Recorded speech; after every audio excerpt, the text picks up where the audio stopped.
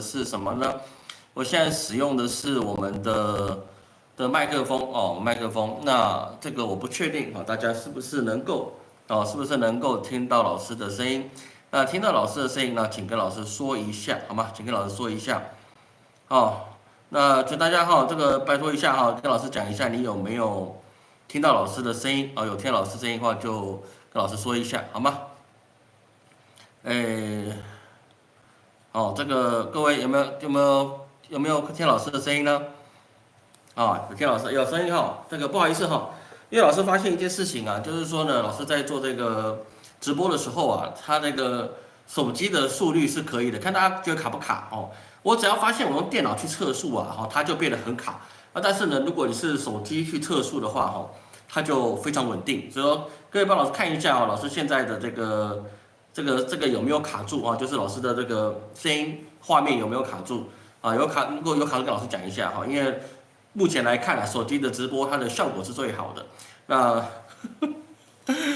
像这个方法是可以了哈，没有卡没有卡就可以哈，感谢大家哈，不好意思哈，要请大家改学易测，我们用这个电脑不行直播哈，那我们就用手机直播。老师也换了一个新设备，但是呢，问题就在于是说我不晓得他那个能撑多久，好吧？那老师今天来到昨天还是前天啊？前天去上海，昨天来沈阳。那现在老师的户外温度啊，现在户外温度是零下4度哦，零下4度，真的是他妈这爷爷的有够冷的。所以说啊，但是好就好在是说啊，这个在这个东北地区啊，哦，东北地区啊，那就怎样？它那个地暖啊是比较温暖的。其实，在室内啊，其实是完全没有冷的感觉。但是呢，仅在室内没有冷的感觉，但是你只要脚一踏出那个室内哦，就觉得有点冷冻的感觉。所以说啊，我本来以为沈阳还好哦，就我看了气象报告啊，它也没下雨，也没下雪，我就觉得没有什么问题。结果嘞，结果怎么样呢？结果呢，我一下飞机就看到的整片都是白茫茫的一片，冰天雪地的，我就觉得天哪！昨晚穿个薄外套，然后穿个 T 恤而已，我就觉得上海很热啊，对不对？你怎么会是沈阳怎么会冷呢？哎，结果真的是人算不如天算了，好吗？好，老师会在东北待1个月的时间哈，至少1个月的时间了。那这个月呢，给大家委屈一下，我们就在这边来做直播。那日常的更新我们还是会继续哈。好，那首先来看看，我们看到这个礼拜其实变化的事情是蛮多的事情啊。什么意思呢？第一个就是说，我们先从近一点地方来看好了。各位，你一定常常听老师在过去在直播中跟各位去分享，就是说现在整个亚洲的经济，尤其日本跟韩国，它是一个非常不理想的一个状态。它到底有多不理想呢？其实我们有很多一个事情，就是要去注意到，就是百姓的生活能不能过得下去，这个是我们优先要去理解的一个事情。天上人有很多很多的好东西哈，他们有很多的富贵啊、游泳池啊、跑车啊那些东西，我们不管，我们就只管百姓的生活。为什么呢？因为我们取之于百姓，用之于百姓。我们百姓是我们的所有收入的来源，各位你知道吗？没有百姓就没有收入，没有百姓钱就没有用。所以你一定要百姓，百姓过得好了，我们做生意才能够赚到钱。对不对？那百姓能够生产工业制品，那我们才有东西可以用。所以它是一个很重要的一个观点，就是百姓过得好不好很重要。所以我们首先看到日本，日本其实现在有一个很重大的问题是什么样的？日本出现了一个米虫文化，也就是说呢，现在连农民都不知道为什么日本的米一旦出到市面上，很快被它收购走了。而收购的速度啊是比别人还要来得快的，比过去同一个时间来得快的。那这就发生一件事情，像什么呢？就像是代表是说，在台湾一样，台风还没有来，菜价就先涨一样的意思。就是说呢，日本有米虫，也就是说这些粮商啊或者收粮的资本啊，他开始大量去囤积这些稻米。你囤积这些稻米状况之下，那么日本的米价在近一年里面所得到的这些数据里面啊，它基本上是翻倍的、成倍的成长。如果这个事情发生在其他国家，可能是一个很重大的事情，因为你可以不吃蛋啊，蛋可有可无了，我们少点吃。你可以不吃葱。葱这个东西，我用洋葱也可以。那么你也可以不吃香菜，香菜你说那台风天来，香菜1斤500块，不会有人炒香菜来吃嘛，对不对？香菜都用不到1-2克的东西，所以说很多事情就变得习惯在哪里是说，今天它的民生必需品已经开始被炒作，炒作一个很大原因就是在于是说，对日本的一个资本家来看。这个米价是期货可居的，所以说我要囤它，囤到一旦高点之后呢，我再把它倾销出来，那么我就可以赚到爆掉。所以说呢，日本政府啊就准备去释出他们的战备米，也就是所谓的储备米啊，台湾叫做战备米啊。那这个中国可能我就不知道是什么米了啊，但是他们就是把政府囤的这些米啊，要去在灾年的时候用的，或是洪荒的时候用的。那这个时候呢，他们把它释出来去平抑他们的米价，但效果好不好，其实这个很难说啊，这个很难说，毕竟你有资本在囤的时候啊，你难保政府官员你没有掺在里面，这些资本要去做任何事情啊，一定跟政府的内部的人一定是有关系的，官商不勾结，你只靠商人啊，你是掀不起什么太大的风浪的。比如是说什么呢？我们比如是说。在过去的中国冬虫夏草，或是在那个什么加拿大的郁金香，等等一切的，其实都跟当地的官员是有关系的。他们要去配合官商勾结之后，你才能够顺利的炒作出来。所以说，为什么中国末代商人胡雪岩红顶商人胡雪岩他为什么要当官？因为你当上官，你才能够有这个权利做一些事情，因为你有这个名号。你只跟官合作，官他的走马上任，或者是他直接的宦海沉浮，他可能就消失了。但是你自己变成官之后，你就觉得是说啊，我现在钱跟权我都掌握在一起了，那么我一定会成功。而我们之前看过那个电视剧啊，《乔家大院》，那乔之庸就怎么样？乔中他就是没有官，他没有官身在上面，所以是说他遇到别人的问题的时候，政府的问题的时候，他是没有办法反抗的，他只能是怎么样呢？想办法去得到这些资料啊，来去了解说啊，这个政府要做什么事情，然后我们从这个地方去贿赂啊，或干什么的。所以说这个事情就变得是说，你日本的米价翻了之后，那这个问题就会变得很大很大的事情。所以你说日本未来它有没有可能变好？就光这些资本家把百姓的钱大量的吸进去他们的口袋里面之后，我们就可以断定他们的经济至少1年那短到你就长话，你可能3年到5年的时间，它的经济可能会积弱不振，因为百姓把钱去吃饭了。百姓把钱拿去吃饭了，那代表是说各行各业都会被他这个米价的状况而受排挤。就在这个状况之下，最容易的是什么呢？最容易是日本不要去管其他国家任何事情，脸面什么都不要管，我要去跟中国啊，去跟印度啊，去跟泰国大量进口米来，而且你只能够最低保护到日本的农民一点点之外，其他尽量的进口各种的米，然后创造一些各种的不同话题跟文化，你才能够打击这个囤米的问题。但是问题还是在于是说。这个事情不容易做，为什么？因为日本资本家要囤米，它里面一定会有一些官员不让这件事情发生。我没有说哪边的蛋有问题什么抄什么诗这些我不知道你不要跟我扯蛋。很多人这边想跟我扯蛋，我们不扯蛋，好吧？蛋的问题是蛋的问题，我说的是米的问题，对不对？如果真的有人觉得蛋有问题，那是你的问题，不是我的问题，好不好？不要到时候传到我这边来。所以日本跟韩国现在目前遇到的问题，就是在于他们自己的粮食、农产品没有办法放出这个产能出来，然后对外的贸易又受制于欧美，尤其是美国他们的钳制，而工业又被中国超车，所以说在这个你吃也吃不够，用也用不多，做也做不好的状况之下，他们经济至少1年，最少1年，长则3-5年，你可能都没有办法发展。而现在这个时代又是 AI 的时代，日本跟韩国本身在这场 AI 的竞争里面，基本上没有什么太出彩的状况。各位，你就知道一件事情，我们上个礼拜说到一件事情，就是说现在 AI 我们过去在看出它是要有晶片，然后你要比如说你要辉达的 GPU 那你才能够去生产这个 AI。但是第4个出来之后，我们就知道硬体是一件事情，但是很大的问题是在于你人才的软体有没有出来因应这些状况。而现在我们可以看到的是，日本它是很强的国家，韩国也充满了很多的人才，但是在这一轮 AI 里面，他们没有出现了任何可以是说来在这个 AI 世代里面插上一脚的任何可以出来的年轻人或是这些的创意家。为什么？因为日本他们跟韩国他们有一个很沉重的职场文化。就是说，你裁员也不容易，那你的辈分也不容易翻转，那你当然就没办法去做好这件事情。而在中国、在美国，这个辈分的问题就常常会被颠覆过来，尤其是中国。中国不是辈分的，你能够到35岁以上，你还能够在 IT 产业，你就已经是真是 TMD 的了不起了。因为你在35岁，你只有被裁员的份，而你没有继续压下面人的空间跟机会了。能够留在上面的，通常都是你是资本家，或者是你已经既得利益者，或者你抓到上面人的把柄，不然的话你是留不下去的。所以在这个状况之下，我们就发现是说，日本跟韩国它的这一状况是没有办法去竞争到这所谓的 AI 市场。那你没办法竞争到 AI 市场状况之下，你要告诉我你的国力要去怎么发展，这是很困难的。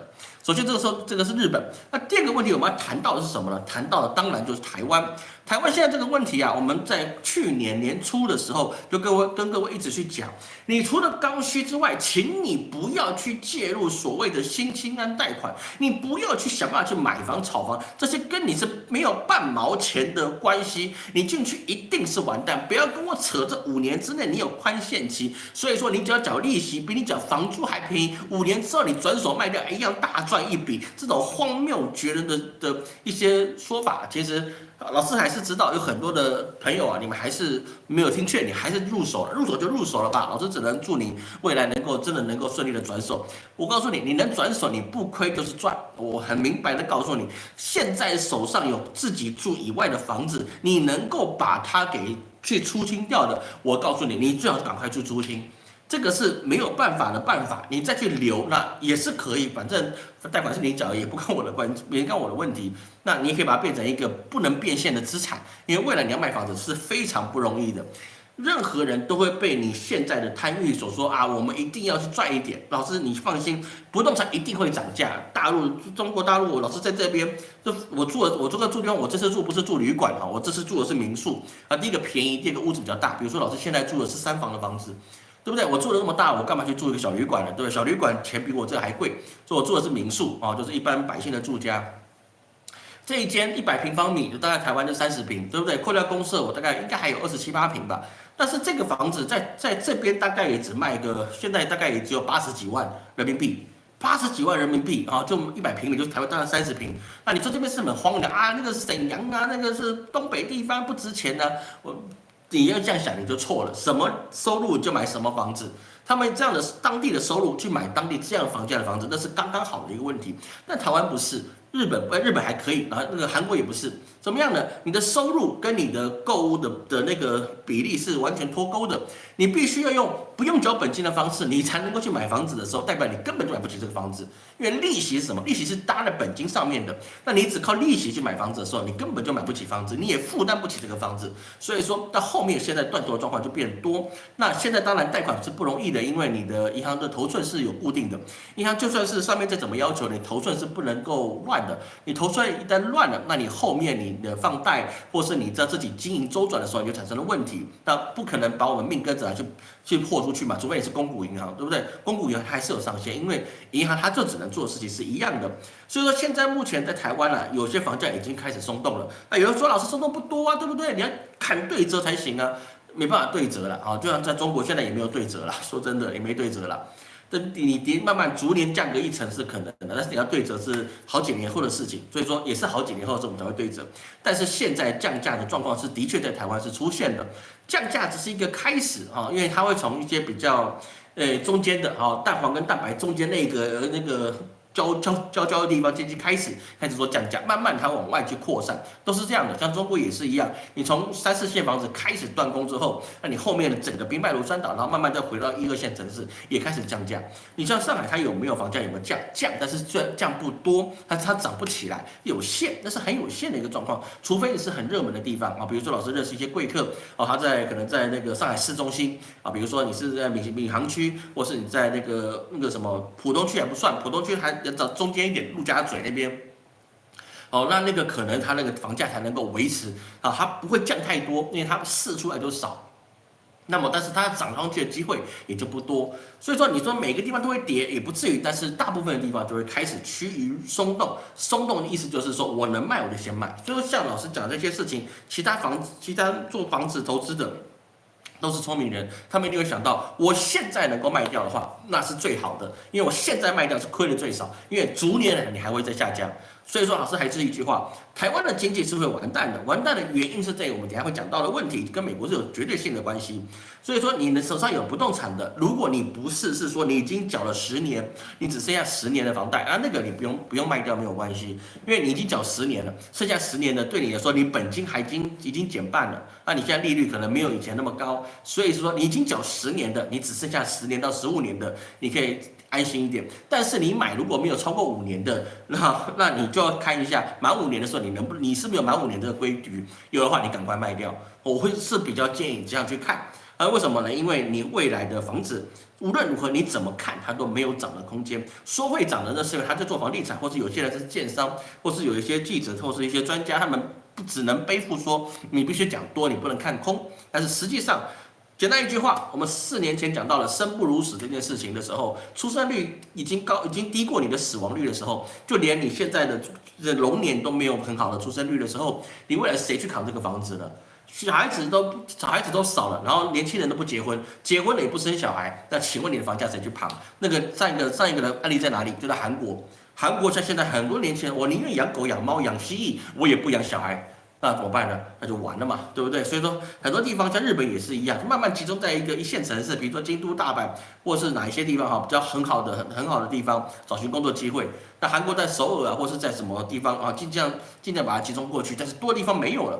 对不对？乡下的房子不值钱，因为你没有就业率，没有就业率有什么用呢？是不是？比如说中国的鹤岗化的城市，在中国有100多个鹤岗化的城市，那房子是非常便宜的，便宜的怎么样呢？它便宜的很简单，它就是年轻人跑去买便宜的。对不对？因为我是在远距离工作的，我可能做短视频的，我可能是做一些电商的，我根本就不需要很好的房子，那我也不打算生小孩了。说白了，我不打算生小孩，我不用考虑学区的问题，所以说我就回到乡村去住。那住着也发现我收入还可以，那可能也会生小孩，他就不一定要回到城市中间来。所以说你这个房子的问题，你要去找，就是说它一个平衡点就在于是说，你的收入根本就扛不起你房子的时候，你不要想靠房子赚钱，能靠房子赚钱的是资本家，不是我们这种人。还有就是说，你生在那种战后婴儿潮，我们都有机会碰到的事情，好不好？我们都会碰到的事，就是哪一天打仗了，我们战后一定会有婴儿潮，要打得很惨，打不够惨还不会啊，打得够惨了就会了，好吗？老师，我带发片吗？没有哈，这是早上我出去的时候，我去擦那个发胶，就晚上起来怪怪的，好吗？好，那所以说我们会发现之后，台湾为什么未来会完蛋呢？我们很重要的一件事情就在于美国的总统川普他就已经说了，那台湾如果没有办法把晶片业还回去的话，他会很不高兴。这个事情呢，他已经按照川老先生他的讲法，已经是非常非常含蓄的，因为台湾对他来讲是有多方势力在这边做围观，他不敢去碰。但是他又不得不碰，因为他是一个很好交易的一个棋子，他能够不去做这件事情也不行，做的也不行，说对台湾来讲对他是很尴尬。但是晶片这个东西，它是一定要拿回去的。为什么？因为晶片这个东西啊，各位你要去知道，它是一个两面刃，留在台湾。对于全世界呢是最好的，因为台湾有非常任劳任怨的工程师，我们有很聪明的一些技术人员，而且我们有来自世界各地的资本，所以说留在台湾它是一个最好的结果。但是你一到美国去之后，它的所有优势，就我们之前在前2年的时间，我们一直讲晶片，它所有的台湾这些晶片的优势啊，全部都会消失。不然的话，为什么美积电它没有办法做出很好的成绩呢？第一个就是人才不够，第二个是没人加班，第三个研发能力也还很欠缺，第四个是最重要的事情是什么呢？你今天不是只有美积电在那边生产就可以了，它还有一系列的周边的工厂，比如说你封装测试等等的一切，还有一些很多的一些周边的原物料提供商，你都必须在美国。那这个事情，你让台积电过去变成美积电，这个事情是可以达成的。封装测试1间2间慢慢开始过去是可以的，但是问题就在于你特朗普的执政的时间到底能不能够长过这些台湾的工厂慢慢移过去的一个事情呢？这可能是不行的，因为光美国他们的一个政府的效率啊，它是没有办法达成这件事情。既然没有办法达成，那么请问一下，他要如何来去准备？是说他把台湾的晶片收回去呢？而加上现在我们还有所谓的这个中美贸易之战之间，还有台湾问题是要解决，所以你说他特别的去说把它找出来，说他可以把这件事情都移过去，那是很难的。那第二件事情，当然就是我们前2天所听到的，特朗普在国际会议上面就谈到是说，他就是要不管你是谁，我无差别的，你只要跟美国做生意，你就必须跟我谈关税问题，你课我多少关税，我就课你多少关税，没有所谓的免税的问题了，这个是完完全全是没有的事情。所以说，这也就代表了台湾跟美国之间的贸易，它一定会产生高额的税率会产生出现，因为台湾也是一个关税保护自主的国家，比如是说我们进口汽车，它是非常昂贵的关税，因为要保护我们国内的某龙汽汽车，所以是说呢，我们这些进口来的汽车都有很贵、很贵、很贵的钱，不然就台湾生产变国产车，比如说什么国差哦、某瑞之类的这种品牌的，那么它就必须在台湾生产，它就可以卖的比较便宜。所以我们台湾有便宜的车子呢，是因为它是国产车。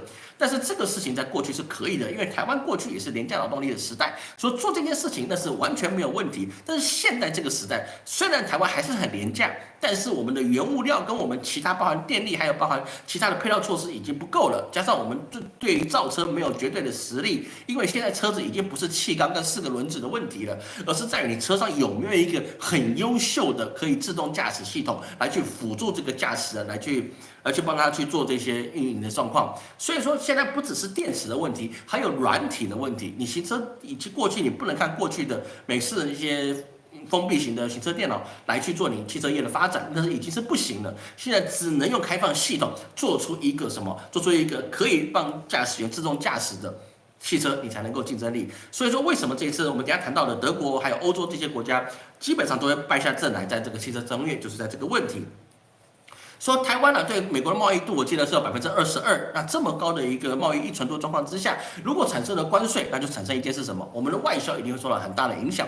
我们外销如果受到很大的影响，那对我们台湾国内的经济也会产生很大的影响。加上我们慢慢要移出去这些高科技产业，那么台湾能有的东西是什么呢？台湾有稀土吗？可能有，有也不多。台湾有没有石油？有，但是真的也不多，每天可以采500桶，好，大概就是这样的实力。那么在这个状况之下，台湾要粮食没粮食，要电力我们没有电力，除非我们现在再盖一个核武厂，核市场启用，核武厂继续盖，你这样的未来可能才有点发展，不然的话，以后我们真的得需要海底来拉个电线，从大陆那边来去输电给台湾，不然怎么办呢？不然你是没有办法的一个事情，你一定得要电力，在台湾电力的确是不够，我们每一个夏天都在想是说我们会不会被停电，对不对？大家心里都有准备了，其实会不会有不知道，但这次就没有，是不是？那我们心里还会害怕，因为我们明明都知道台电是不够的。那后来电为什么会够呢？因为我们比市场价高出好几倍的价格去跟绿电厂商去购买它的绿电，你说有什么用处呢？你用这么高的成本去买别人的绿电状况之下，难道会比你生的核电来的便宜吗？不可能。但是为什么呢？不可说，佛曰不可说，我们就不谈论这个问题了。但是这个状况就已经凸显台湾，你没有进行这样科技指导的实力了。过去我们有科技指导的实力呢，是因为我们有优秀的人才，我们可以写很多软体，是不是？我们你要说盗版王国，日本是第一，台湾是第二，现在后来中国第3，现在印度变第4，对不对？慢慢的时代一直推进，大家是靠盗版过来的啦。科技就是这样，大家一个一个去踩了盗版前人的尸体，慢慢往上爬。这个我相信大家都可以去理解这件事情的发生。所以在这个状况之下，我们就发现台湾的未来的整个前景，你基本上你往北不上去，往南不过去，除非你往西。往西是什么呢？你必须去欢迎我们所谓的中国来的贸易，但是中国来贸易也不行，为什么？因为美国已经取消了这种平行输入的免税制度，那台湾也会迟早一定会100%会，你会未来从中国买过来的所有东西，那么它也会彻底关税。其实现在也是有，比如说我们从虾皮买到东西都要经过义立委去报关，我们现在小额报关都基本上都是免税的状况居多，但是呢，哪一天它就保不齐，它就必须要怎么样呢？必须要你要从海关进来的，都每一笔都需要课税。这个我相信这个是一定会发生的事情，在两岸没统一状况之下，这个事情是一定会发生的。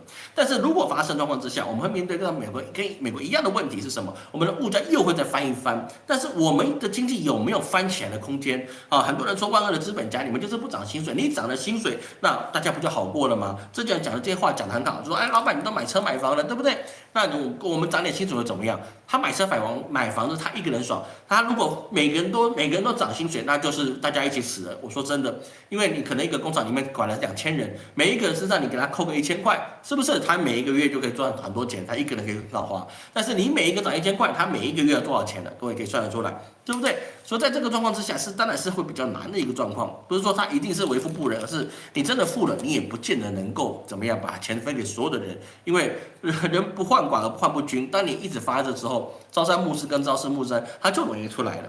所以在这个状况之下，我们就发现台湾你没办法去竞争了，韩国也没办法竞争，日本也没办法竞争了。包含的是说，中国即使向台湾释出善意，说说要让上海或几个城市来对台湾进行呢重新的旅游开放。但是呢，但我们英明伟大的政府他又说这个是不行的啊，不对等，他后来又关闭了。其实这个事情很简单啊，其实老师的看法就是中国用这个方法来测试你会不会投降了，就简单。哎，你现在经济不好，我来救你，要不要？哎，你现在那个什么，你想站着把钱挣了，不可能，你得跪着把钱挣了啊，跪着可以把钱挣了，你要不要挣呢？见仁见智啊。但是你要站着把钱给挣了，那你总得要有所本来跟我讲，你可以站着把钱挣了。那事实上，台湾现在还是站着，但是钱挣不到啊，这个是一个很重要的一个事实。所以说，我们上个礼拜所谈到一件事情是什么呢？就是我们的某一个政府单位还要课征所有在海外进来的一个射频的商品都要课征750块的审查费。那这个当然就是已经暂停了。为什么？因为其实明白说白了很简单，他就是想仿效那个美国的做法，就是说我所有进来的钱，所有进来的商品我都要课征关税。那么 SCC，我刚刚讲错了哈，就不知道某 CC 某西啊西跟不西我不知道。我刚口误哈，不要帮我讲哦。他就觉得说这个是不行的，加上某立委他也觉得说你再做上去的话，自己可能被罢免掉，所以这个事情就不了了之。未来会不会再做？我告诉你，他会从其他地方开始做，因为什么？因为政府是没有这么多钱的，因为百姓没有钱的时候，你政府要有钱不多，你就只能苛捐杂税去做啊，这个是一个很正常的一个状况。所以说我们从这个地方发现啊，整个台湾整个亚洲状况都非常不好，你看陷入个死水。但是反过来讲啊，有人就看说中国是现在第40年以来经济最差的时候，这个事情可不可以成真？我告诉你，这个事情无论它成不成真，它都是受伤最轻的那一个。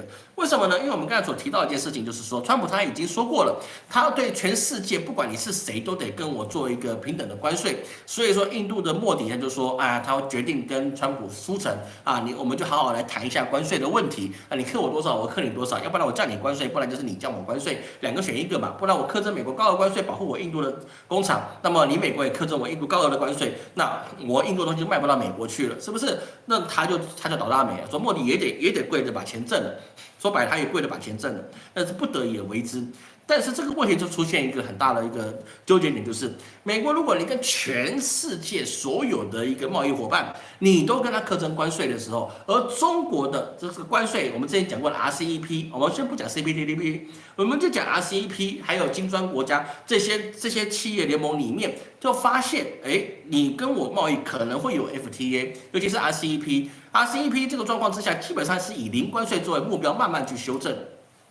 那么我跟美国做生意，我是必须要付关税的；我跟中国做生意，我是不需要缴关税的。不是每一个东西啦，它是要看东西的啊，不是每个东西。我先跟你讲，不是每个东西，它是某一些逐步开放。那有些东西，那可能有些还是课关税啊，课一定的一个状态。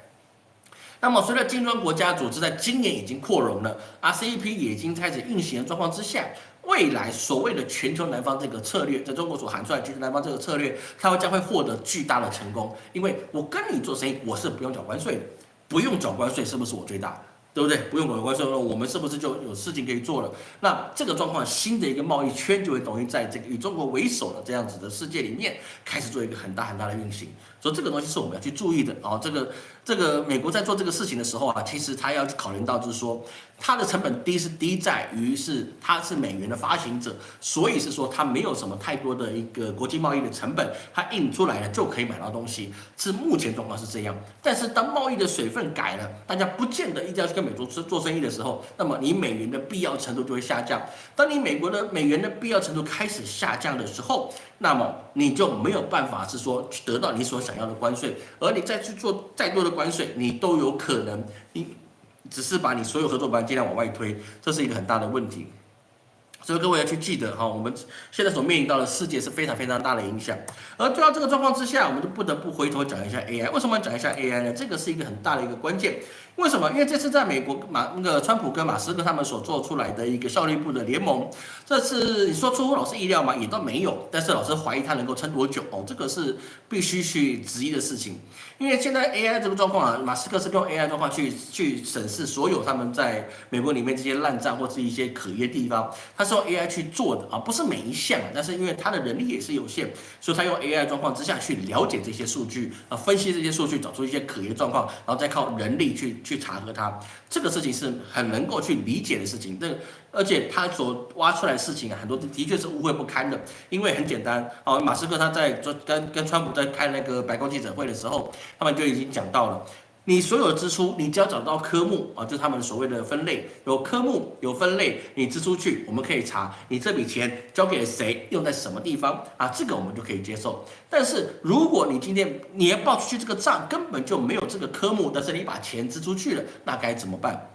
那该怎么办？那就会产生了一些会计上的一些问题，而这里面发生很多人贪污的状况。那么这个状况其实不难理解，为什么？因为在这个拜登老先生呢，他在位的时候啊，他已经78岁了，78岁了，这时候他已经有点真的是。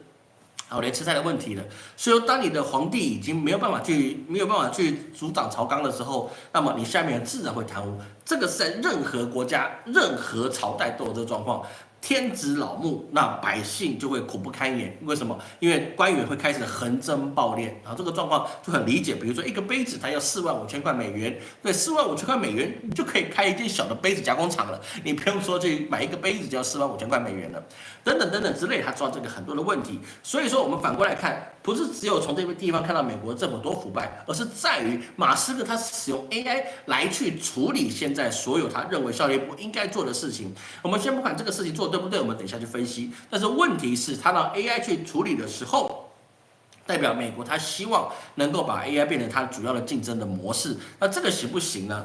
比如是说我们在看到是说，在过去2天呢，在法国巴黎的 AI 高峰会啊，那全球100多国领导人跟科技巨头都在法国巴黎的那个皇宫那边啊，来去讨论怎么拥抱 AI。但是对美国来讲，美国只说我的 AI 是成为我美国最强大。就这样子，至于怎么监管、怎么做，不在我们考虑范围之内。我表示的问题就是说，我是身为美国副总统，我就来告诉你们，美国才是一个 AI 的领袖啊。至于不是美国的，比如中国做的东西，它一定是剽窃，它一定是无用的。所以说，你们只能相信我，你不能够相信他。他即使做的比较好，那也是抄我们的，对不对？他是100分，他一定抄我们90分，这个是肯定的，大家不要去怀疑。我90分，但是他100分，他一定是抄我的啊。这个状况是很简单的事情。所以从这个里面来看的时候，我们就发现到是说，美国它要去做 AI 的状况之下，它是以现有的几个财阀里面，它去做这个 AI 的处理。比如是说你的那个 Emma 总，还有第二个就是说我们的那个马斯克他们这几个，还有 Google， 还有 Microsoft 他们自己也不行啊，不然就是那个主播客的 Facebook， 那他们叫 Meta 了所以这些几个公司里面。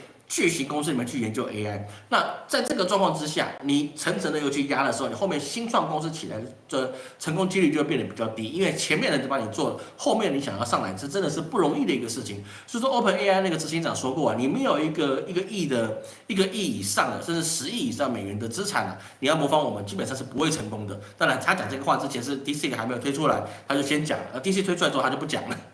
没办法，因为出来但是实际上来讲，是不是这个样子呢？当然就不是。那是因为 DeepSeek 本身就不是一个大公司，它现在还很有市值的，但是它不是一个大公司出身的。所以这个2个地方，我们就发现，你有大公司去压制的时候，你后面要去升起头来的新创的状况，一定会比较慢一点。但大公司有大公司的优处了，不能说大公司就没有大公司的好处。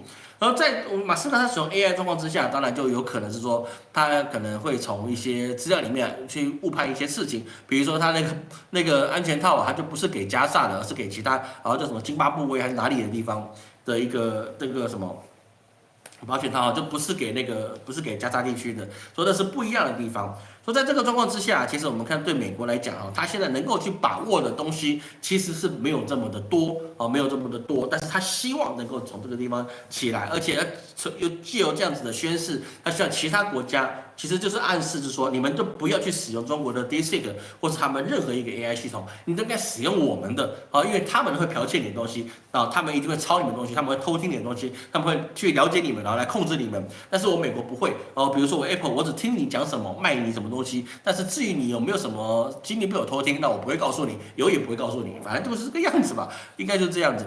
所以在这个状况之下，我们看到 DeepSeek 它虽然现在，比如说老板梁文峰他可能就可以已经市值高达1260亿美元甚至可能比黄仁勋还要更高，但是那是现在那个是现在，不代表未来也是一样。因为中国的新创的人才实在太多了还是一句话，人家1年1100万个大学生，它里面只要有1/1000的天才，就是1100个天才，它足以把世界翻了一个篇，那是很重要的事情。所以说，在这个 AI 研究人员里面这个日本的日经研究所他们就研究发现了，AI 研究人员中国是比美国多当然就是废话了这一定是比美国来的多。所以在这个状况之下，我们看到，在美国不断的要去课征的关税，但是它第一个没有办法从关税里面去要压抑住中国 AI 的发展，这是第一点。第二个就是说，所有的关税都起来之后，美国一定可以好一段时间，因为关税一旦起来，它任何国家的贸易都没有办法立刻抽升。为什么？因为做国际贸易是这个样子哈，做国际贸易它不是我今天下单，明天出货就 OK 了，是说我今天下单，它可能是半年后出货，就是半年后到港。所以说你现在川普做出来是跟你谈任何关税的事情，都有可能那还是在拜登政府那时候我们签的合约可能就是半年单，或者1年单，或是2年单，这都是可能这样出现的。那这个签了约之后，它是慢慢的出货，逐步出货，逐季出货，这都是很正常的一个事情。那么所以说，你现在你把关税提高了，那对美国政府来说，它会有立刻性的收入，而且它短期的账目会非常的好看，那是因为过去签的约，你必须符合现在的税率。来去做，你不能说我是1年前签的约，所以说你那个特朗普老先生，你现在跟我定的关税的策略，我就不用遵守，我还是按照过去的啊，不行，我们已经从他的一个过去我们那个拒收中国包裹这件事情来看，他就是必须立刻马上现在就要执行，但这个事情能不能做还是不能做的，因为所有政策你都必须要都是要连贯下去去做的，而不是你一时兴起去做，它就可以得到好处的。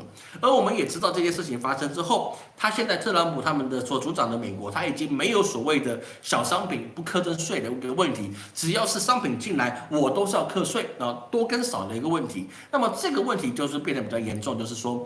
这个美国的百姓已经没有办法去获得便宜商品的渠道，没有办法获得便宜商品渠道状况之下，也代表是说，我要使用任何东西，我都要付出更高的成本给美国政府之外，我自己所剩下的钱又会变少了。所以说，未来我们可以看到，美国通缩的问题跟通膨的问题，它会同时的产生。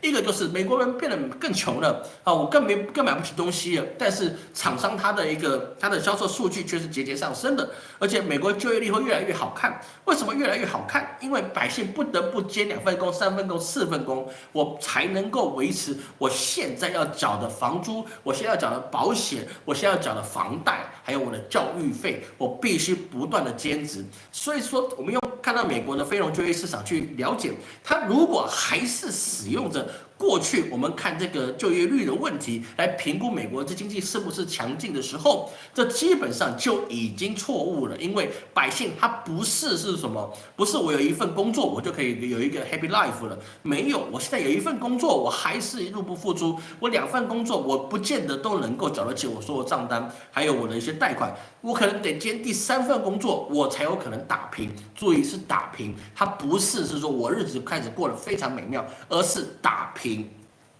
所以在这个状况之下，它的就业率是不是好看？当然有人会说，老师他为什么打那么多份工呢？你1份工打得好，对，那不就好了吗？不行，因为他们的工作时数是有限定的，你不能够是说你一份工作时间太长，那老板会违法，他会面临到罚款跟纠正。所以说呢，老板也不可能让你工作太长时间。所以是说，很多的美吹还是讲是说，美国是一个什么奉行8小时工作制，8小时工作制那是理想的状况，但是能有2个8小时跟3个8小时，你不得已的时候，你只能一个打8小时，一个打4小时，但另外一个时间打4小时，最后你累了半死，回家睡8个小时的觉，然后你隔天再去做16个小时，这个是稀松平常的一个问题，那是不得不为之，因为法令规定你不能工作超过8个小时，甚至你每一周工作时间是在一份工作里面是有限定的，但是你其他工作再加进去，它又重新计算了，所以说并不是真的所谓的8小时工作制。所以在这个状况之下，美国就业率很好看，但是它不能够反映美国百姓现在面临的一个窘境，那是因为川普他下的东西太照进了，照进到他的百姓根本没办法适应，他的贸易伙伴没办法适从。说在这个状况之下，美国还会好1年半载。现在我看顶多剩下4、5个月吧，是不是半载过了之后，我觉得这个很大的状况就会发生。而从这个地方，我们要看到一个历史的状况，就是什么呢？就是明朝末年的崇祯皇帝。崇祯皇帝啊，他殚精竭虑，他去经营这个明朝末年，他其实是一个勤政的好皇帝啊。那明朝出了很多奇葩的皇帝啊，但是呢，那个崇祯皇帝啊，我们不能说他是一个很糟糕的皇帝，因为他是在位这几十年时间啊，殚精竭虑，一直想办法来挽救他们的朱家天下。但是到最后啊，也是搞不出什么样的名堂。为什么？因为他就跟特朗普的政府是一样的，他想要大刀阔斧。大刀阔斧的去怎么样呢？来去整治他的朝纲，对不对？我要去剔除贪污腐败，然后呢，就找出一些可解决的方法。但是同时我们要去知道，崇祯皇帝他遇到的并不是只有他的贪腐的问题，还有他资源分配不公的问题，还有他的一个天候的问题，因为又旱又涝又少冰河期，所以让他的治理跟农产品是没有办法去货运回来的。第三个还有一件事就是税法的不公，第四个就是你还有外患，比如说后金、努尔哈赤它里面崛起，还有日本的倭患的问题也出来了，还有那个朝鲜的问题也爆发了一些争议，所以在这个状况之下，它的内忧外患是一直有的，你不能够只单刀破斧，就是说我今天就是要先斩掉所有贪腐之后，我的国家一定会好。贪腐要不要斩？要斩，但是你得一个一个斩。你胖子吃不了热豆腐，一口吃不了热豆腐，对不对？一口也吃不了胖子，所以你必须慢慢来，缓缓来。所以面对急症、重症，你只能缓治，你不能急治。你越急，你一定会出大事。那崇祯皇帝就是每一件事做得很急，所以是说他每一个人都要反他。为什么？因为我不晓得你的大刀什么时候落在我脑袋上，你什么时候来给我个九族消消乐？你什么时候在我在前面为你这个那个什么抗战的时候，然后隔天来一个人把我脑袋给剁了，对不对？这个事情都会常常会发生，所以到最后就没有办法，他的人在他跟他一起做的时候，惶惶不可终日，只有他跟他自己的幕僚，有人是说我们现在做的都是对的事情，但是事实上他跟他配合的人全部惶惶不可终日，大家只有想一件事情，就是什么？我怎么保命？我怎么反你？所以到最后，如果他是劝降那个吴三桂之后，然后一路往南，为什么都没有事呢？不是没事，那些江南士绅他也不需要明朝灭掉，对不对？但是你没有给我一个由头，是说我要怎么样帮你，对不对？还是说我帮你哪天要不把脑袋给我摘下来，不然你就只靠清军那10万人马，他是吃不了中国的，他可以把东北都吃回去没有问题。但是明朝真的要率大军，真的是要认真打回来，那是一定打得回来。这个有机会我们再跟各位讲这个问题。所以在这个事情状况之下，我们就发现，就是美国的大刀破斧必然会引起后面很大的问题。这个问题啊，你说未来要怎么去因应？我觉得川普他是没有这个智慧去因应的，他用的是马斯克跟他自己对于治理企业，我们用裁员来 cost down 来解决这些问题，那是企业可以，但是国家是绝对不行的。也包含了是说，你现在把这些赚钱的一些门路跟一些你自己的情报部门的钱啊，甚至连情报部门都用的是一个不专业、有犯罪前科的人去当你的情报头子，那么请问一下，你情报来源都有问题了，而你去颠覆平常国家的一个情报的手段也有问题了，那么你对外面根本就看不清楚。你在外面看不清楚的时候，你怎么知道别人对你下什么死手？所以说，现在我们看到美国会已经把自己眼睛戳瞎，把自己耳朵戳聋，他就一心一意的闭着眼睛，带着光辉往前冲，这一定会出事。我老是很欣赏特朗普他大刀阔斧的决心，我也非常的赞赏马斯克把这些什么 USAID 啊，或是其他的一些贪腐部门都挖出来。但是正确的做法不是让你出来曝在光下，然后让美国白老百姓拍手叫好，你应该只推出1、2个哦，你这个杀一儆百，这1、2个捞出来，然后怎么样呢？杀给百姓看啊！你这个大官贪污，对不对？这痛心疾首，不得不下死手，不然祖宗留下来的江山社稷，我该如何把持下去呢？是不是？所以说那个你只能推1、2个出来，哦，7、8个出来，然后来杀鸡儆猴，但其他人你就慢慢的去查，然后把钱缴回来，我就既往不咎，对不对？所以有些人你可能在那个拜登政府下面4年，他赚了1000万美元，资产暴增1000万，那你可以跟他讲，你把其中的800万交回来。那我就既往不咎，你后来好好帮我办事就行。那这些人他就当然就会为你去办事，是不是？他就可以就说啊，我安全了，我只要认罪啊，我协商而保佑我未来的人生，那这个就才是一个比较正确的做法。讲到这个事情，我们就可以讲一个历史故事，是什么呢？汉高祖刘邦楚汉相争，他打完之后，他的部下就开始是有一些想法。为什么呢？大家都知道汉高祖刘邦啊，就喜欢剪除一些异姓王，对不对？很多事情啊，他都做起来其实是蛮残忍的。然后，就刘邦是个蛮残忍的人啊，他本来就流亡出身的嘛。然后在这个状况之下，统一了全国之后啊，有一天他问张良啊，我的一些大臣他们在忙什么啦？那张良就跟他讲，你的大臣们、你的将领正在大家串联，什么时候造反，把你给推倒。这么简单，因为你已经成王了，我们没有外部敌人了嘛。然后没有外部敌人之后，那你就是我最大敌人，对不对？因为你现在你什么封赏我也没看到啊，是不是？那这个状况怎么办呢？那刘邦就问张良说：“啊，怎么办？我的部将都要开始反我了，那我要怎么才能度过这一关？”那张良只问他一句话：“你平常最恨谁？”哦，那就先杀了关。刘邦就跟他讲：“我最恨的就是雍齿。”为什么呢？因为他跟我是老兄弟，但是呢，天天看我不顺眼，我们从小打到大，长大的还是互相看得不顺眼。他几次想置我于死地，然后几次又放过我，然后我们彼此之间永远都看不顺眼。那最后呢，他投降给我，那我还是没重用他。那渣男跟他讲，那你就大力的封赏他，把他封着厚厚的、高高的，他只要被封赏了，那么其他人就觉得安心了。所以说，他就把他封为侯啊，把那个雍齿封为侯，封为侯之后啊，那就没人杀刘邦了，因为连雍齿都有好东西拿，那我们都有好东西拿。为什么？因为天下熙熙，皆为利来。对不对？我跟着你就是为了好日子过，那你不让我过好日子的时候，那么我也不要让你过好日子。那这个是一个很注定的一个事情，我们就没有办法去跟你，没有办法去说你把我砍了之后，然后我剩下的会帮你殚精竭虑帮你做事情。没有，恐惧可以支配人，那是因为你有枪杆子，你才能这样去支配人。但是如果你让别人活不下去的时候，那么对付你的人只有揭竿起义这条路，没有其他办法。所以说啊，即使是说川普说，我实在没办法，没有理由去想到说法官可以禁止我去查账，法官可以禁止我去看财政部的账，法官不让我的人去看那些所有教育部的账，那是不是对的呢？的确是不应该限制总统，但是你现在把你所有能用的人都砍掉了，不能用的人也砍掉了，你所有不是你的人你都砍掉了，请问你自己的人怎么样去带领这个美国呢？各位懂老师的意思吗？所以说，我们从这个上次所看到的中国封包事件，还有现在全世界课关税的状况，老师就跟各位讲过了，弱国都非常害怕美国的关税行动，但是强国完全无惧于美国。现在目前可以说到强国的只是两个，就像什么俄罗斯跟中国，因为俄罗斯它是军事强国，中国它是工业强国，这两个国家完全不在乎你怎么去想，反正我就是这样，我就是这样，不然你想怎么样，对不对？你跟我谈呢？是不是？有没有跟他谈？有，还真的谈了。谈了什么呢？我们就谈到是说，现在普丁就跟特朗普去谈什么？我要跟你谈的就是说，你的乌克兰战场什么时候解决？乌克兰战场能够解决，那事情大家就好了。那乌克兰这个问题啊，我们过去就谈到的是什么呢？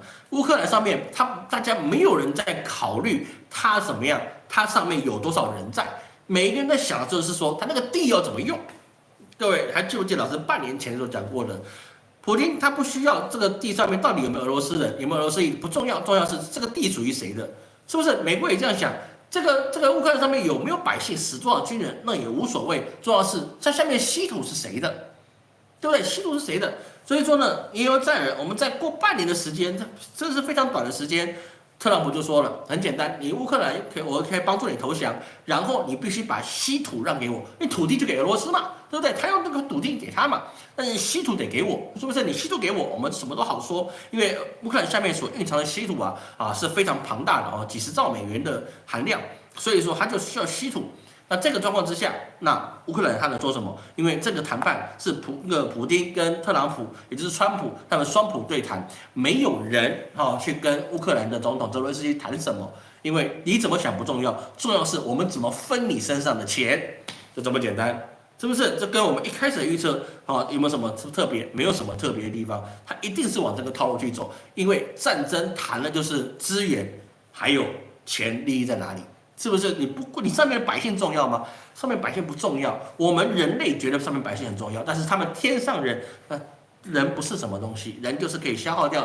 最好乌克兰土地上面突然所有人都消失了，箱子一拍都没有人类了太好了，对不对？大家分得更愉快，是不是？连波兰都想来分一咖，对，那这不是正好吗？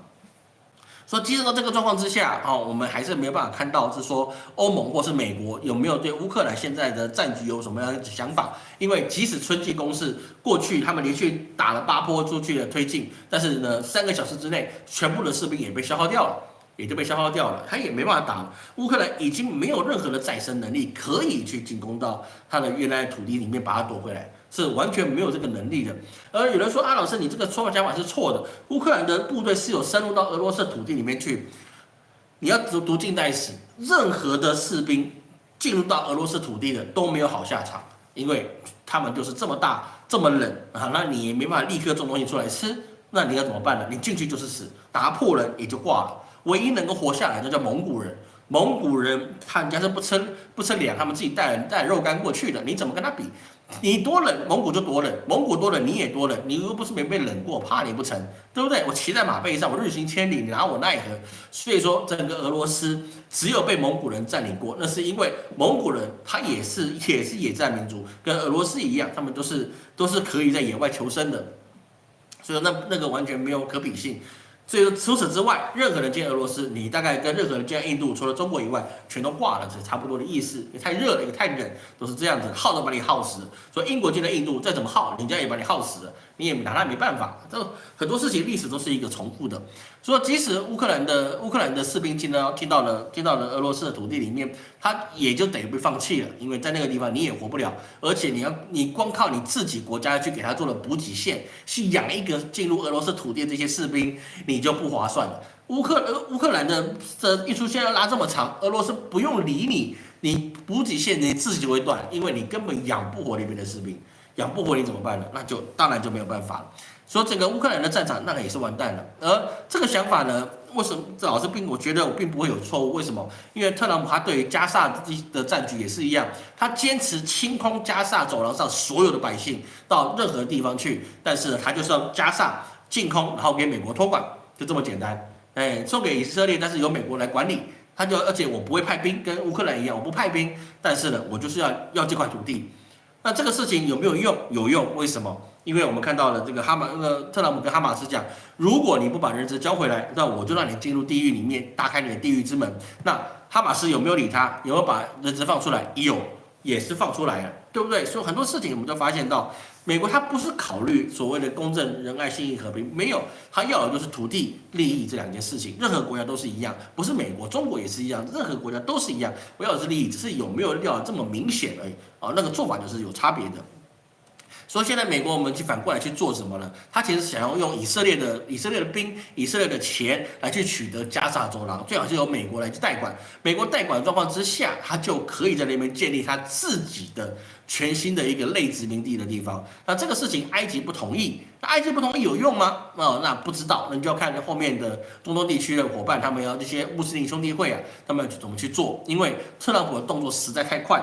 快到是说他们还没有反应，特朗普就已经下命令了。那这个事情对还是不对啊？这个我们可以继续发展下去。但是你要让加沙走廊完全给美国托管，第一个联合国不会同意，第二个穆斯林兄弟会他也不会同意，只是他们还没有找到可以正确反应的一个状况哦，这个是我们可以必须去了解的状况。所以现在整个世界的战场会变得更加的危险。危险的地方在哪里？就是在于美国把这个杠杆做得太大，他想一次把胖子给吃了，但是你也要考虑到你的脖子有没有这么粗，哪怕你的头有这么大，嘴有这么大，胃容量有这么大，但是你脖子没有这么大，你不像老师是个胖子，对不对？这个脸跟脖子是切齐的，是不是？那还行，但是脸跟别人切齐了，那也得我肚子有这么大。我吃不下的东西就是吃不下，我能够进嘴进喉咙，进不了肚子，那也没用啊，对不对？在这个状况之下，那美国他现在想把一切搞混，然后大破大立，这跟崇祯皇帝做的事情是一样的。崇祯皇帝也是大破大立，也是裁减一些不要的军备，然后把一些事情给彻底的去省钱，然后一直不断的 cost down， 到最后明朝也就这样灭亡了。这个历史故事啊，其实老师可以单独去讲那个崇祯皇帝的故事，但是呢，我们今天有限时间，只能跟各位去讲美国这个事情会做得很大。而在第二个状况之下，我们要去考虑到的是说，这个通膨有问题也是非常的严峻。为什么呢？因为现在川普他要做出来，就是把你整个的一些自由贸易的一些制度全部把它废除掉了啊！过去美国是一个世界中心枢纽，因为大家所有贸易都使用美元，所以是说它可以变成自由贸易的一个中心。只要有美国在，自由贸易就会存在啊！这个对美国是件好事。为什么？虽然有些地方我课不到关税，但是我的美国百姓的收入高，那么你给我卖我东西比较低，所以说我美国百姓可以用他们自己负担价格很低的状况之下去取得他要的东西，那么他剩下来的钱就会改善他自己的生活，买美国货，买美国房，对不对？我们日子越来过越好。但是现在是不行的，为什么？因为毕竟你买东西越来越贵，然后呢，美国资本家又想收割自己的韭菜啊。你既然经济不好，那你这个生活状况那个房价变化，所以是说你的保险费也要增加。本来你可能像老师有个贵客，他跟老师抱怨过，老师你不知道现在美国保险公司到底是多可怕。对不对？我这个车本来只要200-300块美元一个月的保险，我现在变成800块一个月美元的保险，我觉得有这么夸张吗？我是觉得真的是这样吗？他说他还给我一个单子看，但是我看不懂。总而言之，我也懒得看那么多字。总而言之，它就是涨了那么多。那房屋税也是一样，那你可能1000多块变2000多块，啊，这个事情就变得很重很重。那这个状况之下，排挤到他们自己的百姓，你能够买的食物的数量。所以说现在流离失所的人变多了，但是房价还是会看涨。看涨的原因是它不涨不行，你再不涨。那么不去炒这个房，不去让这个房子变贵，那么你还不起你的贷款，还不起你自己未来的生活。有人说，老师，那个美国跟其他国家不一样，你负担不起，你 broke，那个你不用再去付这个房贷了。对，但是你的信用破产之后，你也买不了其他房子了。这个不是一件好事情，而且你要再找工作，你必须要有地址可以住。那你已经破产了，那你也没地方住。那即使你学富五居，你也只能住帐篷。你既然住帐篷，你就没有收信地址，没有收信地址，你就不能找工作，没有工作，你怎么去换一个新的房子去居住呢？那就变成一个很奇怪的事情。因为他有地址，但是他没有办法住，他有能力，只是一时过得不好，然后你不能跟我说啊，我不能寄哪里去，我去收到就好，去朋友家行不行？不行。然后呢，因为你房子被拍卖了，那你不是只有这个房子房贷要不要付的问题，而是你继续再生活下去，除非你去住在你父母家，不然你基本上是没办法了。所以说，现在很多日本人他们在20、30岁的状况之下，甚至30、40岁的状况之下，他们还是得回到父母的老家去，重新想办法去生活。所以说，老中青3代都得去上班，不然你活不起。就是这个原因，因为我扛不起这个房子，那么扛不起这个收入的支出，那么我就得去合在一起，变成那个什么大锅饭的时代啊。所以说，整个世界一直运行状况都是一定的。就在这个状况之下啊，那我们就发现到是说，川普在4月要实施对等贸易关税。包含了，尤其是对于汽车晶片、药品去课重税，而这3个东西对美国是至关重要的东西，它课了重税，它能不能因此去保护到美国的百姓跟美国的产业呢？绝对是不可能的事情啊！你觉得不？你觉得是他因为课这个重税，然后他可以保护美国的产业的？没关系，打公平上面我们大家可以讨论，但是实际上是很难的问题。而再加上中国现在不断的增持黄金，从2008年到现在，中国的黄金储备增加了300快400%的储备量。有人说是老师，那中国买了那么多黄金，是不是为了什么要抛美债，或是为了说他要打仗？没有哈，因为它的黄金数量最多的还是美国，美国有8100多吨的黄金。那第一名，第2名是德国，它有3300多吨。那第3名是意大利，它有2400多吨。第4名是法国，也是2400多吨。第5名是俄罗斯，2300多吨。第6名才是中国，它也不过2200多吨啊。其实黄金是不多，但是它呢只是给自己能够变成其他货币的一个储备。说它增加黄金，只是它增加它变现的能力，而不代表是说它可以因此而抛弃美债。美债跟黄金那是2回事情。这是不一样的事情。你要抛美债跟持美债，其实对于这个国家来讲，只是看在是说它对美国的交易的依赖度有多高。因为我存美债啊，那我可以把它变成美债，变成美元。像中国的美债跟美元比例是差很远的，对不对？中国我记得有3兆的美元，但是它只有3000多亿的现在像800多亿的美债啊，现在是不多了，800多亿的美债。所以说他要的是什么？要的是他跟美国做生意或跟其他国家做生意的时候，他的商人可以拿得到货币啊，去换成货币，然后去跟别人做交易啊。这个是一个基本的。比如说我们看过一个动画片叫做转生成那个史莱姆状况之下，他有一集就讲到是说啊，那个史莱姆他开了一个贸易中心，然后呢他们只收矮人金币，然后但你金币不够的时候，别人就对你的信用产生怀疑，所以说后来有人借他钱，他才有办法做这个交易，一样的意思啊。讲一下那个动漫梗，不要老师说老师老古板，对我还是有看到动画的。那这个状况也是一样，中国持有美债跟美元还有黄金，就是要它转换货币的时候，它由锁本去转换，因为你个人的货币那是会有一定的风险跟微调性，比如说你像阿根廷的那个 peso 有没有要？没有人要，对不对？它是等于个废纸，没什么要。津巴布韦，对不对？几百亿的面额，那也没有用，因为别人不承认你的金钱。但是美元啊，我就可以跟全世界人用美元交易的时候，我可以立刻拿得出手。政府跟别人采购的时候也是用美元，我也立刻可以拿得出手，那就是我有交易的能力。黄金呢是我要预备变成任何货币的时候，我有变成任何货币的一个储备，那这个就是它的差别。那美债就是说我除了现有的货币之外，我未来还储备的这些美债也可以变成美元。所以它是一个多重的储备量，这也是一种多元性的一个外汇储备。只是美元它成本比较高的原因，是因为全世界自由贸易50%以上都还是使用美元。所以说各位不要把那个黄金、美债跟美元三个地方变成是说中国跟美国之间的仇恨值有多高。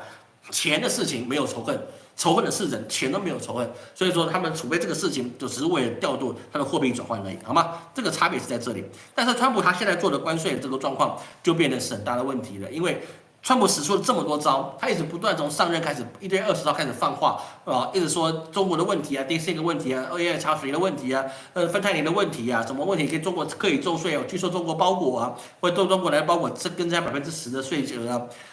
各位要去发现到一件事情，今天是2月16号，等于他上任已经1个月，快1个月了。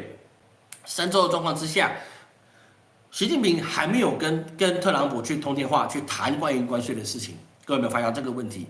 普丁已经跟特朗普已经开始去沟通这个所谓乌克兰的问题了，但是关于中美贸易战之前的问题，中国领导人跟美国的总统并没有开始做联系。这个现在问题就在这里，因为中国不怕，我不怕你这件事情啊。对不对？我跟你贸易程度从前几年20%，我现在只有10%几，那么我已经降低一半了。如果你在克这个状况之下，我不反对再降低，因为现在工业跟科技的这个比重，在中国来讲是比较有这个实力的。有人说老师你不对，那现在科技最强是美国，没有错，最强是美国。但是现在全世界的晶片贸易总额里面，中国占有全世界晶片外销的能力的60%。也就是说，全世界的成熟晶片里面，60%以上是 Made in China，60%以上 Made in China。那请问一下，你拿3奈米跟1奈米跟5奈米对我来说有什么大影响吗？有，对我 GPU 或是其他东西一定会有影响。我发展一定会比较慢一点，慢一点不代表我不能够做，这个是一个很大很大的关键。老师还是要讲一件事情 ，AI 为什么会去影响我们的经济？最大的原因是 AI 它能够做的事情已经可以取代我们很多很多的。各行各业里面所能够想到的，你可以去发想的事情，现在光看 DeepSeek 就可以做到的事情了。我们讲一个很简单的事情，老师在做网站跟各位去做服务的时候，我就买很多后备的东西，比如说给各位上课的一些插件啊，还有就是说你付款的渠道啊，还有你的会员维持啊。虽然老师因为人力有限啊，我做的不是很好，但是我几乎都买正版的。我就买正版的，能够买正版的，我就不会用盗版的。这个是我对知识产权的赞同。第二个就是说呢，出问题的时候，我就找到人来骂。这是一个很重要的关键。所以在这个状况之下，老师就发现，这阶段时间虽然忙归忙，但是我已经可以跟 DeepSeek 研发出我所想要的程式功能。那今天老师也是一样，我跟他在不断的去，因为他的专业程度比我高。很多时候我们在研发脚本或者研发一些文章还有段落的时候他 DeepSeek 的思考能力是比 OpenAI 来的强。为什么？因为我们要知道，中国为什么未来它的 AI 会翻转经济呢？因为还是 DeepSeek 他在问他问题的时候，他有一个深度思考的模型。这个深度思考模型，它不是去萃取他自己已有的知识，而是他在回答你问题之前，他先反问他自己：我这样做对或不对？我想一下，我再回答你。这个事情是一个非常恐怖的一个事情。所以说，老师会发现是说，很多事情他写出来的文章并不比我的来的差，他能够想到的这些。个课程段落，比如说老师现在在做那个风水的课程过去答应过各位，我要把那个风水课程来教出来先理气派的。因为过年的时候出了一些事情，我就没办法来不及去做。那我在讨论课程的时候 ，DeepSeek 可以把我的课程做出来，分门别类做出来。当然，它里面一定有些错误，要人工去修改，毕竟他也不是老师嘛，对不对？但他做出来的东西是他经过思考之后，帮我去分析第1节课、第2节课到第17节课，他分别去讲什么。当然也不会讲那么多了，反正他就会帮我去处理好这些事情该怎么去做。那我做出来的事情，再叫他去复一遍的时候，他会去反问我的文章里面跟我的这些程式设计里面有哪一些合理的地方，我要如何去改。见识到中国有一个是有反省能力的 AI 的。如果这个 AI 有反省能力的时候，那么它从现在的一些技术困境里面反省出一个解决的方案的时候，那就不难。记得老师在1年前有说过，中国它没有这么好的 GPU， 它没有这么好的晶片，但是你一片不卖给他，他做1万片比你低阶10倍的，那么他也可以给你并驾齐驱。所以说，变成一个群策算力的时候，你觉得中国的 AI 会不会发展翻掉你？现在去知道一件事情，现在中国它已经有一个可以打篮球的，它已经有个可以跳舞的机器人，它已经可以有一个走路不会摔的时候，那么这些机器狗也变成玩具，开始在淘宝去销售了。很多事情你也不能够去理解的，就包含驾驶、包含看护、包含医疗、包含任何的一切，都有可能很快在中国变成一个你身边就会有一个机器人来去辅佐你自己的生活发展。比如说老师来这边出差，我就有点不习惯，为什么呢？因为老师家里有那个小爱同学，那我会想到什么事情的时候，我就问他，小爱同学，比如说明天天气如何，明天几点叫我啊，那帮我放个音乐来听，对不对？那我现在这边当然房东没帮我准备，那我当然就没办法了。但是我会习惯有这样的 AI 产品在我身边，所以我现在只拿出手机来啊，比如说就变成小爱同学或是小度来去这样处理。所以当 AI 渗入你身边的时候，你现在所能够已经从事的行业，基本上现在老师要更积极的告诉你，它可以取代你60%以上的办公室作业。60%以上的办公室作业你是可以做出来的，包含你短视频，包含你做小红书，包含任何一切，它都可以帮你代劳。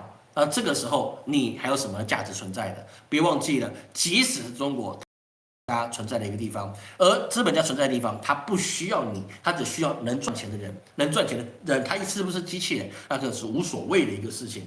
所以说，各位请记得，现在无论你是不是白领，无论你是不是高管，无论你是不是专家，都不重要，因为专家在 AI 面前，你根本就跟砖头家一样，你没有任何的用意存在，你也没有任何利益存在。这个时候，你只有能够服务百姓的社会性技能，你才能够在未来继续你的生活，而不被淘汰。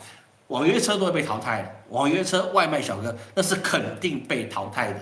未来需要的人非常少，因为路上都是用自动驾驶的时候，你收外卖，你收这些东西的时候，你最多就去那什么菜鸟驿站，或是那些蜂巢那边去收。最多就这样，但是它可以节省你的成本。所以说，外卖小哥还有那些开网约车的公车司机、长途驾车司机，你都会被取代掉。不能够取代的，那当然就是你修水电的哦，就搬砖的，搬砖都可以被取代。你一定要社会性技能，你可以直接服务人类的，你才能够维持你自己的经济收入。社会再好，都有一批人被淘汰，是你是我不一定，好吗？好，糟糕，我今天要讲的事情还没讲完，你不要包含那个钢铝，美国的钢铝这些关税哈，这个来不及了哈，来不及讲这美国钢铝关税。但是基本上我们可以看到的事情就是大方向啊，它大方向真的是说整个世界你已经没法去掌握了，好吧？如果有什么问题不好意思，滔滔不绝一直讲，好吗？赌博末世录其实一样哦，是吗？我什么时候是去大肘子跟泡澡？会吧，你先让我习惯一下上课的日子吧。因为我老师也是来上课的哦，我不是来当老师，我是来当学生的。日本有了企业不让人接入 DeepSeek，那个没有办法。我告诉你，现在他们越去抗拒，你越是难学会，你越没有办法进步，好吗？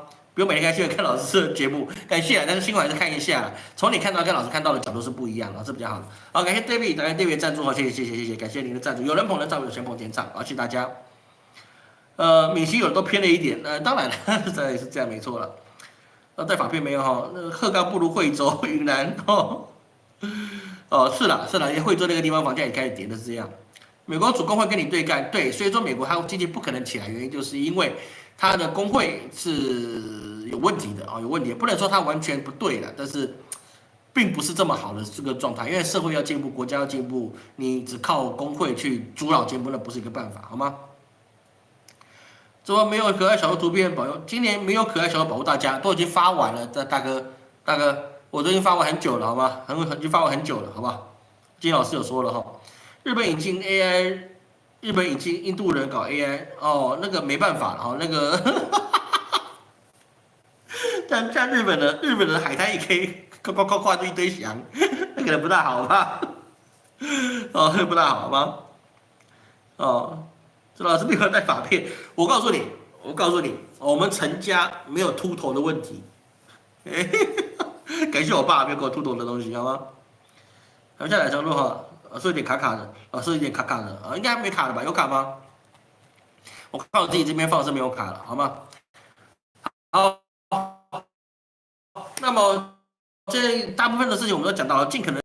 为有些事情这是比较复杂的，比如说钢铝这个事情，你课了关税之后，那么请问一下，川普要的东西是什么？他要的东西就很简单，钢铝产业要回到美国，因为原物料不回美国，那你制造业在美国你是没有竞争力的。所以川普也很明白，你原物料回到美国，在美国融化，你的钢铝原物料进来美国融化，然后再合成之后，你可以给蓝领阶级造成工作机会，蓝领工作阶级自有工作机会之后呢，然后他才能够怎么样让美国经济变好，然后这些做好的商品就可以直接在美国去组装，然后就变成美国的工业可以再次伟大。但是他花了几十年的时间让工业移出了美国，难道他可以用4年的时间让其他的工业回到美国吗？不可能。即使别人回去，你融化的成本那也不会太低，因为你的工人很贵，你工人一定要跟你的工会要不断的增加你的劳工成本啊。还是讲到一句，6年他必须涨60%，那也有卡车司机6年必须涨40%。那么请问一下，哪一个资本家愿意让你自己的劳工成本6年之内增加30%的？我们不要说到30%，你大概就不愿意了。所以在整体这个世界来讲，美国它现在做的地方就是很简单，倒行逆施。美国现在整个经济的状况，我们表面上看起来都大快人心，因为它好像除贪腐，百姓最喜欢看到别人的人头落地了。都说白了吧，狗血嘛，我们想看到人血跟狗落地，我们就觉得我们这社会有救了，我们这世界有璀璨的光明。你让别人人头掉下来之后，你要去做怎么补偿呢？老实讲，一件很简单的事情。你觉得 USAID 不好，我同意砍掉它；你觉得这个 FBI 不好，我也同意你把它砍掉它。你这些东西都不好，可以砍掉它。我请问一下，你砍掉之后，你有没有宣布我砍掉这些钱，这billion dollars 我要用到 education 上面？没有，他连教育部都要砍掉。懂老师的意思吗？你今天砍掉这些人头落地的这些所有省下来的钱，你不是只回归到账上，你要告诉百姓，你拿来的钱大家简单，大家可以分钱，我就支持你，对不对？你让我分到我利益，我就支持你把这个钱拿来给这些无业游民去给他们盖一片廉价住宅，没好啊，让这些流离失所的贫民窟的小孩都能够上到 high school， 而且保证他们基本的工作能力，改善这个教育品质，这个很好。没有，我们就是把它砍了，然后就不花钱了，然后优退了，好，我 cost down 了，好，我们换了很多人进去了。请问一下，百姓你得到了什么东西？如果你什么都没到，这些改革都是没有用的。你说老师他后面一定会改革一些更好的东西，是没有错，但是你在改的过程之后，你一定要给他一巴掌，再给他一个甜枣，你甜枣在哪里呢？你那些人为什么要替你卖命呢？我在为你卖命的时候，你是不是就叫 AI 来查我？所以是说那个什么水至清则无鱼，人自查则无徒，就这样。你想要自清吗？没有东西是清白的。这世界上太阳底下不但没有新鲜事，而且太阳底下100%一定会有阴影。你没有阴影状况之下，你就有 MERS， 你就有火星一片了无生机，这才是一个事情，好吗？不好意思，多拖大概几分钟的时间哈。好，不考了哈。50多岁需要学 AI 吗？你要了解 AI， 你一定要去学习怎么跟他沟通。你一定要从 AI 身上找到可以帮助你的地方，哪怕你去问他明天天气好不好，或者是我现在想要做一个健康食谱，请帮我设计出一个健康食谱，请你告诉我这个年龄，我这个体重，我这个身高，我应该怎么样做养生，我应该怎么样发展我自身的工作能力。你要把你自己资料给 AI， 让他帮你想你自己的出路的时候，你这个方法才是对的。不是只是说我们欣赏他的能力很强，但是我不知道能够帮我做什么。他可以帮你做的事情可多了，你有没有问过他？对不对？上问者如寇中啊，这不是只有苏轼会做的事情，是不是？也不是只有佛印会做的事情。我们就很简单，就是你懂得问 AI， 问到正确的问题，它可以给你任何你想要的答案，不见得是对的，但是你可以继续跟他沟通，沟通到你得到你想要的答案。哪怕老婆为什么要跟我离婚，或者是都可以做这些事情。小孩子为什么就要睡觉他不听，就要写好功课他不听？我说，因为我小孩是几岁，然后平均他年龄、身高、体重，然后平均分数在哪里？他擅长哪个科目，哪个科目不好，或者他现在沉迷哪一个游戏，那我应该怎么处理？任何事情你没有翻开心胸问 AI 的时候，他没办法帮你，好吗？AI 算微积分也很好用的，微积分哦，我交给我女儿，我女儿去学微积分，我有很多东西在我不用在微积分上面，好吗？好，接着哈 ，AI 融到工具里或生活应用制造学了，好吧？那金老师他是一个真的很奇怪的人，你知道吗？我明明叫他是算命，结果他现在就跑去给我搞 AI， 他 AI 是非常非常强大的哈。那我自愧不如了，好吗？想路图也是 AI 做的吗？想路图是 AI 做的吗？金老师也是 AI 做的吗？那你跟各位可以问一下金老师哦，想路图是不是 AI 做的啊？至少不是我画的。至少不是我画的，好吗？好，那我们今天的直播，不好意思，中间多拖了10分钟的时间哈。那未来的1个月的时间呢，至少1个月的时间了啊。这个老师回去的归期未定，那至少1个月的时间，老师都会在这边，那在我们的沈阳来跟大家做直播。那如果你在东北地区，你想来拜访老师的哦，那老师欢迎，那就是记得老师只有礼拜六有空，礼拜六以外的时间那是没空的。礼拜天老师准备直播嘛，就每天老师还下课的时候来直播的啦，好吗？好，感谢各位今天的收看，我是陈老师，我们下次见。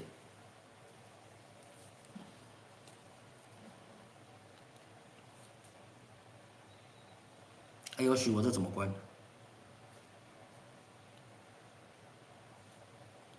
好，我这怎么关？按这个嘛。大家晚安。